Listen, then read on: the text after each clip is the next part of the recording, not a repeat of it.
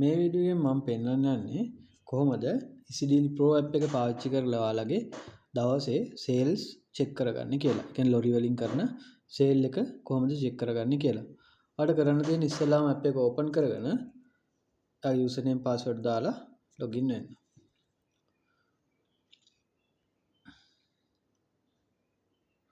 login වුණාට පස්සේ ඔයාලට පුළුවන් මෙන්න මෙතන මේ තියෙන ඉරිතුන ටච් කරලා මෙනු එකට ගිහිල්ලා එතන තියෙනවා day sales කියලා මෙනු එකක්.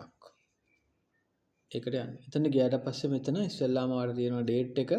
ඊට පස්සේ තියෙනවා වාගේ vehicle දෙක සහ warehouse කියලා එකක්. ඊට පස්සේ ඔයාලට කරන්න තියෙන්නේ මෙන්න මෙතනින් වාගේ අදාළ date එක එදා date එකම නම් එහෙම තියන්න පුළුවන්. නැත්නම් අදාළ date එක select කරගන්න ඕනේ.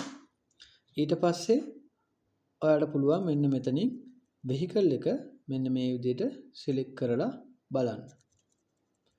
එතකොට ඒ අදාළ vehicle එකට අදාළව තමයි දැන් මෙතන lorry B එකේ sales නැහැ. lorry A කියන vehicle එකේ sales තියෙන විදිහට තමයි පෙන්වන්නේ. එතකොට ඔයාලට පුළුවන් මෙන්න මෙතනින් මේ invoices කියන එක touch කරොත් ඔයාලට invoice එකින් එකට බලන්න. මෙන්න මේ විදිහට invoice එකින් එකට බලන්න පුළුවන්. ඔයාලට තියෙන එක උඩ touch කරලා invoice එකේ තියෙන quantities ටික බලා ගන්න පුළුවන්. මෙන්න මේ විදිහට. මෙන්න මේ විදිහට ඔයාලට invoice එකේ තියෙන quantities ටික scroll කරලා බලා ගන්න පුළුවන්.